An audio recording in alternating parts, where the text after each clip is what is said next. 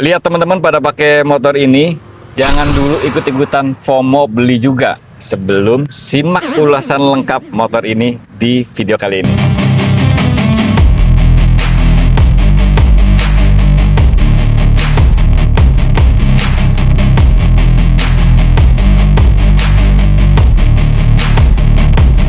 Assalamualaikum, kembali di channel YouTube Om Faiz. Hari ini kita mau review motor ini, KJ Torino 250 DX.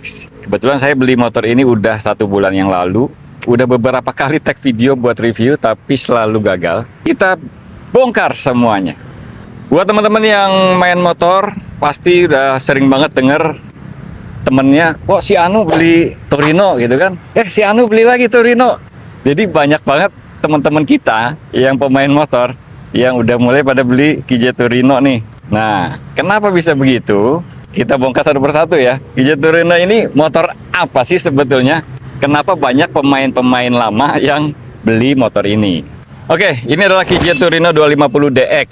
Yang masuk Indonesia itu mesinnya 250 cc ya. Kalau yang di luaran sana ada namanya KJ RT 300. Nah, itu 300 cc. Kalau ini 250 cc, mesinnya sama persis dengan Benelli TRK 251. 250 cc, 1 silinder DOHC. Powernya itu sekitar 25 HP. Motor ini desainnya cakep banget. Banyak orang-orang yang bilang nyontek Africa Twin.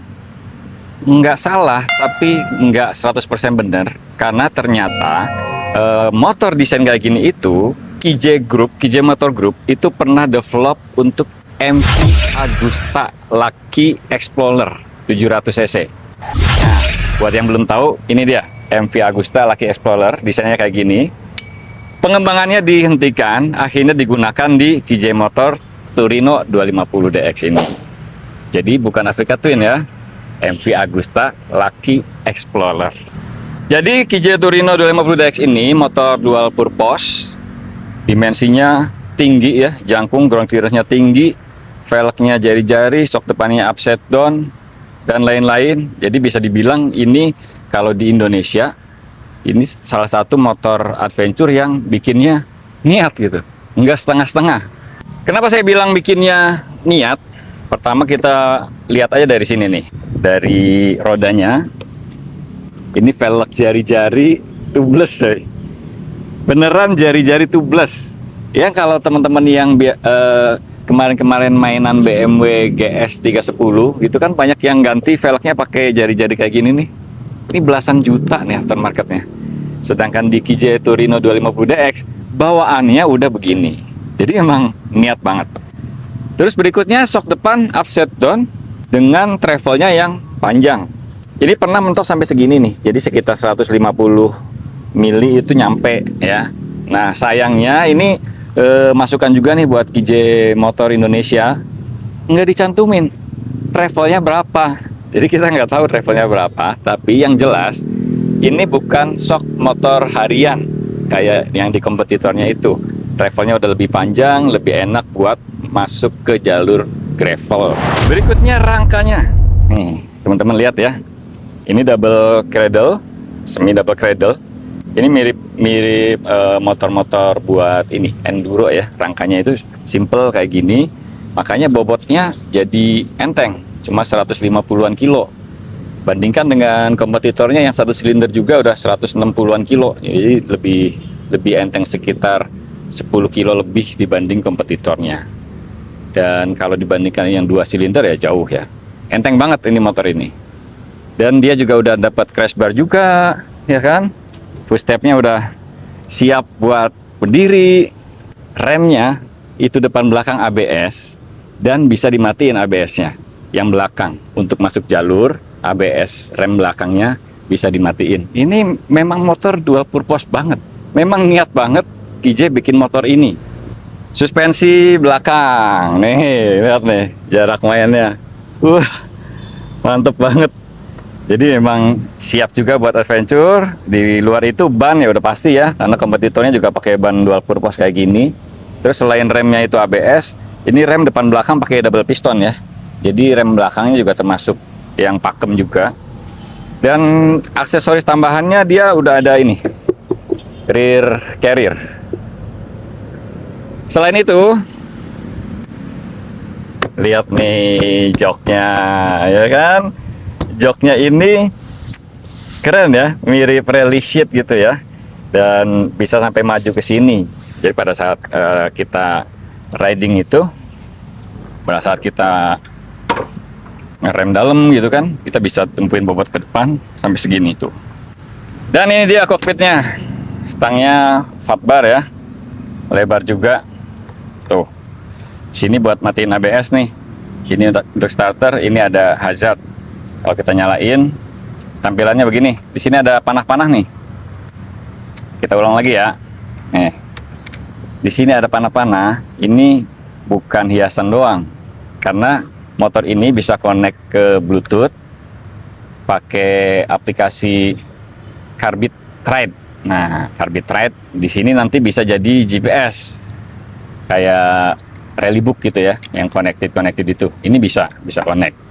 Terus di bagian sini ini ada port buat ngecas gadget, dan ini bukan cuma USB tipe A doang, tapi ada tipe C ya. Jadi tinggal pilih. Ini berguna banget. Masih ada yang menarik nih, masih ada yang menarik dari motor ini. Lihat dong sini dong, handle kopling ya kan, sama handle rem itu semuanya bisa di adjust untuk levelnya. Nih kita adjust ya. Nah ini jauh, ini agak dekat, ini paling dekat. Nah saya paling dekat kebetulan maunya ya. Handle remnya juga sama, ada adjusternya juga, dan ini master remnya gede banget. Kayaknya master rem ini peruntukannya buat yang double disc gitu depannya, makanya ini udah di adjust paling dekat aja, remnya masih jauh tuh, tapi pakem ini, mantap. Mesin, jadi ini mesinnya pakai 250 cc 1 silinder ya, tadi udah disebutin. Ini DOHC, bornya itu sehernya itu 72 mili, jadi nggak terlalu overbore seperti di Suzuki V-Strom atau CRF Rally. Kalau Suzuki V-Strom, CRF Rally itu kan sehernya 76 ya, sehernya gede. Kalau ini lebih mirip ke KTM Adventure, KTM Duke dengan bor 72, dan untuk stroke-nya itu 61,2. Jadi mirip banget sama mesin KTM nih. Tapi kalau mesin KTM stroke-nya 61,1, ini 61,2. Beda stroke 0,1 mili. Nah, walaupun bore stroke-nya identik, tapi ini mesin yang beda ya. Beda karena KJ nggak pernah bikin mesin buat KTM. Yang bikin mesin buat KTM itu kompetitornya CF Moto. Jadi ini mesinnya KJ, mesinnya Benelli, Morbidelli yang 1 silinder mungkin. Yang dibikin di pabriknya KJ itu kan banyak ya. Ada Benelli, Morbidelli, terus Kiway, Benda, banyak. Jadi kalau yang belum tahu, KJ Motor itu raksasa otomotif Cina yang memproduksi beberapa brand, termasuk MV Agusta, Harley Davidson yang cc kecil, Benelli dan lain-lain. Nah, kompetitornya itu CF Moto tuh, yang bikin mesin-mesinnya KTM sama Husky.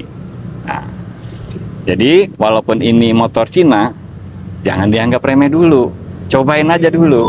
Balik lagi ke mesin ya. Jadi karakter mesinnya ini torsinya lebih nendang dibanding CRF Rally maupun KTM, tapi memang powernya tidak sebesar mereka berdua. Ya maklum ya, stroke-nya lebih panjang, jadi lebih ke torsi karakternya. Nah sayangnya knalpot bawaannya itu mengusung konstruksi leher yang gede. Jadi bawahnya ngempos. Di tes di dyno test itu pakai knalpot standar, torsinya baru keluar di RPM 7000 sekian gitu, 7200 RPM itu baru keluar. Nah makanya kami develop ini nih, Enzo Performance knalpot buat KJ Turino 250 ya. Kalau ini varian Adventure, torsinya nendang banget, mulai dari 5000 RPM, 4000 RPM aja udah berasa banget torsinya. Terus ada lagi yang satunya varian Touring, itu di RPM 6000-an udah nendang juga. dan powernya lebih merata. Kalau ini galak banget di bawah, atasnya mungkin agak flat aja ya, sama kayak knalpot standarnya. Tapi kalau yang varian touring itu dari bawah sampai atas merata powernya. Ini yang bikin motor ini jadi makin asik buat stop and go, buat naik turun dan lain-lain. Sekarang kita bahas riding position. Tinggi jok KJ Torino ini 830 mili ya. Jadi secara spek sebetulnya joknya tinggi gitu. Tapi pada saat diduduki, nah stoknya kan ambles nih. Jadi buat postur saya 175 cm, bobotnya 78 kilo. Ini kaki dua-duanya napak nih. Napak dan nyaman, maju mundurin motor juga enak. Tuh, enak banget. Jadi buat teman-teman yang posturnya mungkin 170 atau di bawah 170, masih gampang menghandle motor ini. Bahkan istri saya kan tingginya 165 cm itu, masih bisa pakai motor ini, masih cukup nyaman. Karena dia pasti didudukin jadi pendek. Suspensinya ini memang main banget sih. Depannya sama belakangnya juga main gitu. Standing position. Nah, oke, sekarang kita coba buat berdiri ya. Nah, ini dia posisi berdirinya. Posisi berdirinya juga lumayan commanding banget ya. Bisa maju begini atau bisa mundur begini. Itu masih cukup enak posisinya. Walaupun memang banyak teman-teman yang stangnya ini dikasih riser, ditinggiin lagi gitu. Kalau saya sih lebih suka stang segini ya. Jadi pada saat riding, pada saat cornering itu lebih sigap gitu. Kalau lebih tinggi lagi itu kayak kurang, ada yang kurang aja gitu. Kalau segini kan masih lebih sigap gitu untuk handlingnya, untuk apa? Untuk corneringnya. Posisi boncengan. Nah, posisi boncengannya begini nih, agak kurang nyaman ya. Pertama, joknya kayak dihabisin buat yang di depan nih. Yang depan luas banget, tapi jok buat boncengan kalau pakai box itu sempit. Terus berikutnya posisi pijakannya juga tinggi ya, lebih tinggi, dan footstep boncengarnya itu kecil banget, ya kan? Kalau lama-lama ini nggak nyaman nih, diinjak lama-lama. Jadi memang buat boncengan mungkin kompetitornya lebih enak ya, lebih kalau teman-teman suka boncengan gitu mungkin lebih enak pakai V-Strom atau Versys 250 atau yang lain lah ya. Kalau ini enaknya sih dipakai sendiri. Sekarang riding impression. Gimana sih rasanya naik motor ini? Oke, jadi motor ini udah 1 bulan lebih. Odometernya udah 4.200-an. Karena ke Bukit Tinggi aja itu sekitar 2.965 kilo. Ya dari Tangerang Bukit Tinggi PP, dan selebihnya ya touring tipis-tipis ya, ada ke Bandung sama teman-teman dan lain-lain. Nah, untuk pengalaman berkendara pakai motor ini, yang pertama dirasakan motor ini itu fun. Nah, buat yang belum tahu, saya sebelumnya pakai Kawasaki Versys 250 ya. Kalau sekarang di rumah juga ada V-Strom 250 SX, terus ada Inazuma 250 juga. Jadi motor ini salah satu yang paling fun karena suspensinya enak, motornya enteng, ditarik gas dikit nendang gitu. Jadi ya fun aja dipakainya, seneng gitu, nyenengin. Apalagi kalau masuk-masuk jalur gravel itu ya enak sih, enak banget ya. Lebih enak dibanding pakai V-Strom jelas. Dan kalau pakai Versys juga cukup enak ya buat ke gravel, tapi Versys kan berat, kalau ini enteng itu. Handling motor ini salah satu yang terbaik ya. Belokan tajam itu enteng banget, rebah-rebahnya. Bahkan waktu di Bukit Tinggi arah pulang itu lewat Kerinci, lewat Kayu Aro, terus lewat Muko-Muko sampai ke Seblat, itu kan banyak tikungan yang tajam-tajam banget. Motor ini enak banget buat rebah-rebah. Sampai pernah kita videoin di ban itu chicken stripnya sampai habis gitu, saking rebahnya. Dan ini enak banget. Jujur nggak bisa didapetin di motor saya sebelumnya, Kawasaki Versys itu butuh effort yang lebih kalau melibas tikungan yang tajam-tajam kayak gitu. Nah, tapi di kecepatan tinggi, motor ini lari 120 aja, itu udah berasa kenceng banget. Dan speedometernya itu, sini. Ini kan ada speedometer ya kan? Di sini ada speedometer nih, ada kecepatannya. Itu di compare sama Google Map, itu selisihnya sekitar 8%. Jadi mirip speedometernya motor-motor Honda nih, Matic-nya Honda kan segitu, sekitar 8%. Beda dengan Kawasaki. Kalau Kawasaki itu Google Map sama Versys ya. Google Map sama speedometer itu hampir mirip, hampir sama, paling selisih 1-2% doang. Jadi 120 itu mungkin aktualnya cuma 110 ya kan, tapi udah berasa kenceng banget karena getaran mesinnya lumayan.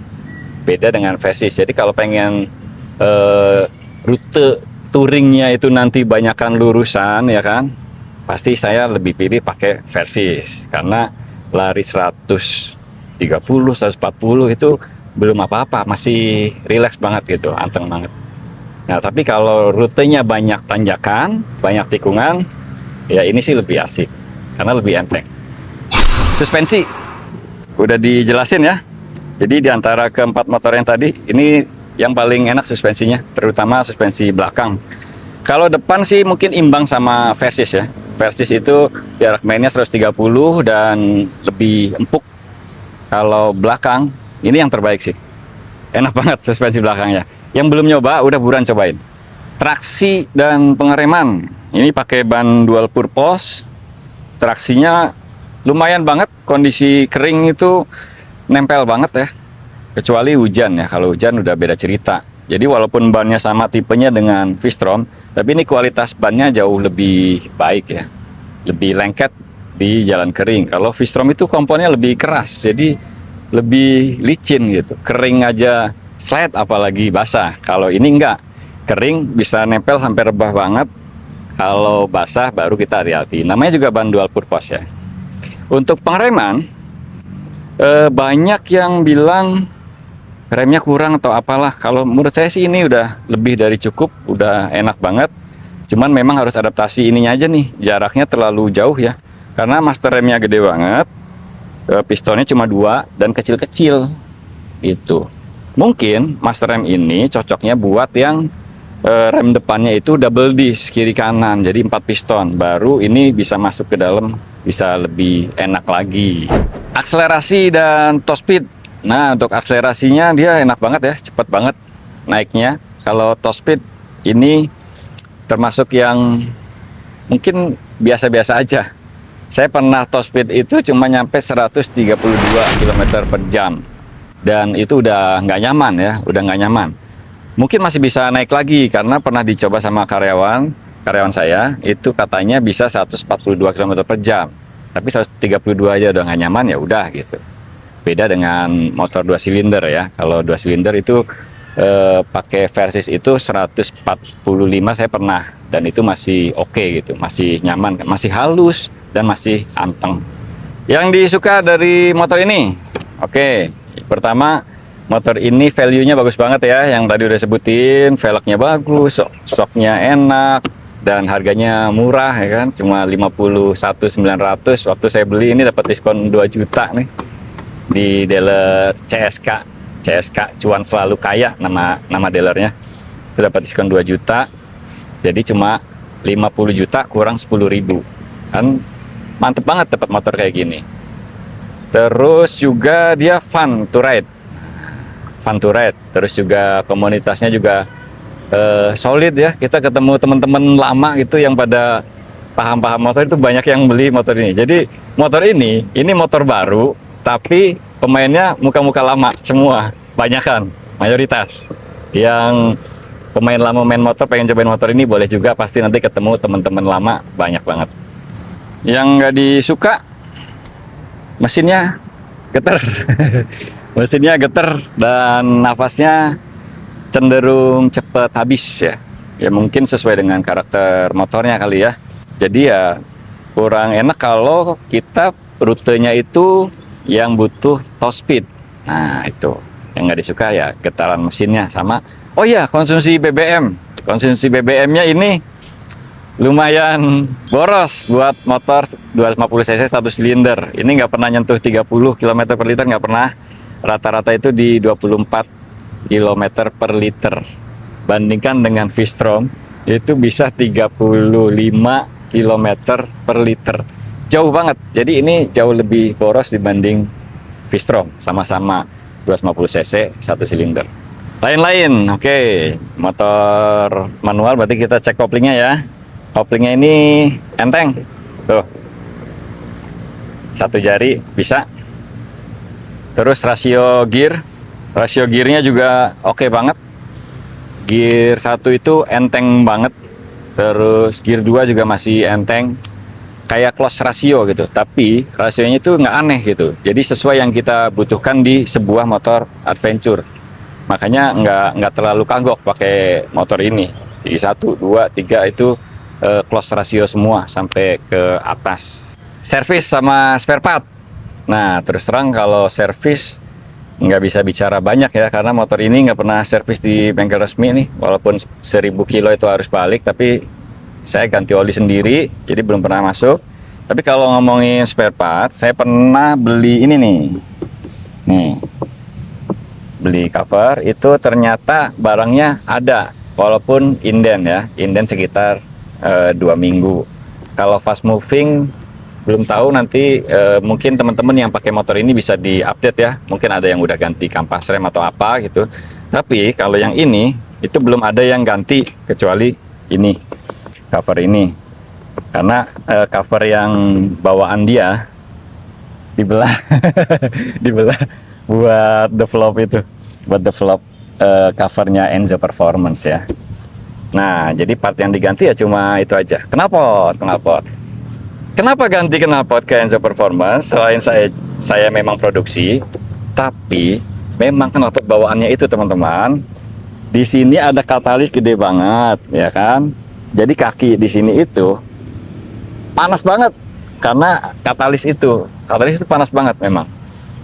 Pertama itu, kedua karakter tenaganya ngempos di bawah dan suaranya aneh. Suaranya itu kalau knalpot standar motor lain itu kan nggak ada suaranya ya, benar-benar silent.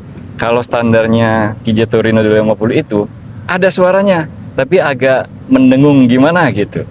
Jadi yang punya motor ini udah mulai nggak betah sama knalpot standarnya, udah ganti aja sama Enzo Performance atau ganti ke brand lain juga boleh, karena itu ngefek banget ya. Kalau bisa sih buatan Indonesia ya, biar makin banyak orang yang bisa hidup dari industri knalpot Indonesia. Setuju? Oke, yang dengar teman-temannya pada pakai KJ Torino, nah sekarang udah jelas ya kenapa mereka pada pakai Torino. Nah, kalau teman-teman mau nyobain juga, jadi bukan ikut-ikutan lagi, karena udah tahu faktanya yang saya jelasin tadi. Yang pengen order motornya tinggal cari aja yang kasih diskon gede. Terus kalau yang nggak suka sama knalpot standarnya, bisa beli dulu aja knalpotnya, karena banyak juga ternyata yang pakai Torino itu, knalpotnya udah ready di rumah nih, motornya baru datang, baru dipasang. Begitu motornya datang, itu banyak juga. Yang pengen tahu lebih jelas tentang Enzo Performance, cek aja di IG atau TikTok, akunnya @enzoperformance.id. Makasih banyak udah nonton sampai selesai. Buat yang masih ada pertanyaan-pertanyaan, tulis aja di kolom komentar. Wassalamualaikum warahmatullahi wabarakatuh. Bonus, cek sound knalpot Enzo Performance tipe Adventure. Nih, suara langsungnya.